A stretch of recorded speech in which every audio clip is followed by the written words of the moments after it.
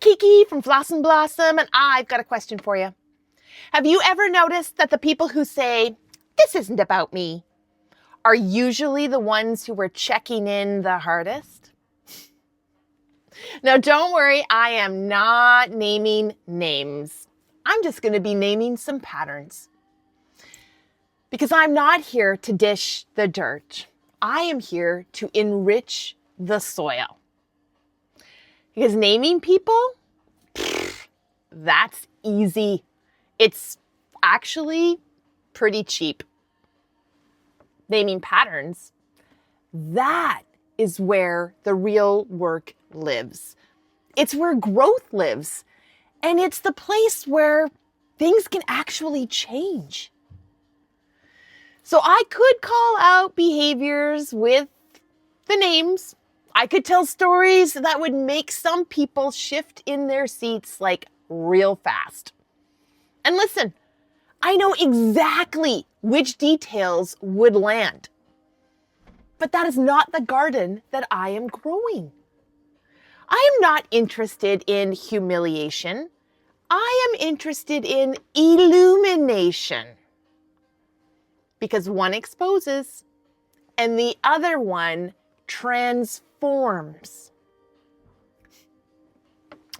There are patterns in this world where struggle becomes identity, where something that was just meant to be temporary quietly and slowly becomes permanent. And I'm sure that healing was the goal at some point. But then somehow, somewhere along the way, that goal got replaced. And now it is not about getting better. It is about being validated for staying the same. Where the story shifts from, "I went through something," to, "Well, this is just who I am now." And over time, effort gets replaced with entitlement. Accountability gets softened, and responsibility gets edited out of the narrative entirely. But not all at once. Slowly enough, just so that it feels justified. And listen, you know what? I could get specific. I could name names. I could connect dots. I could draw straight lines from choices to consequences. And some people would feel very seen right about now. But I'm not going to do that. Not because it wouldn't be accurate and not because it would not give me some small measure of satisfaction, but because it will not be useful. Because calling someone out might win me a moment, but it will rarely change the pattern. There is a difference between calling something out and calling someone higher. Because Scripture doesn't actually call us to expose people for the sake of being right. It calls us to restore. In Galatians 6:1, if someone is caught in something sinful, restore them gently. Gently. Right? Not loudly, not publicly, gently.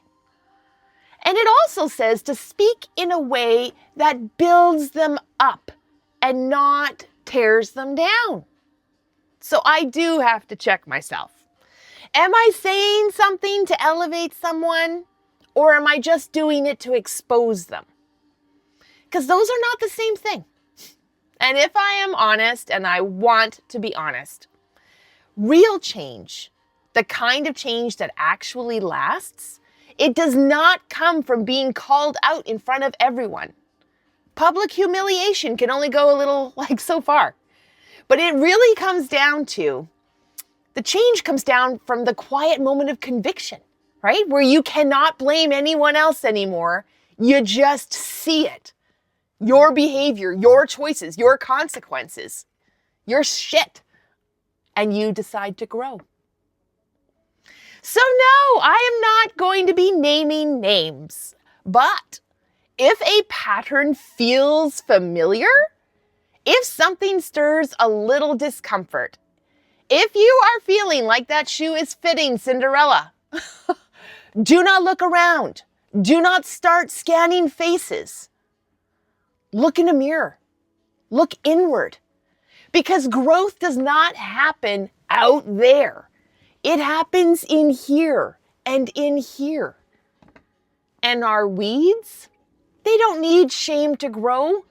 They just grow fine in silence, don't they? But they do need honesty to be pulled. And in this garden at Fl'Awesome Blossom, we are not here to perform. We are not here to point fingers. We are here to grow something better than that.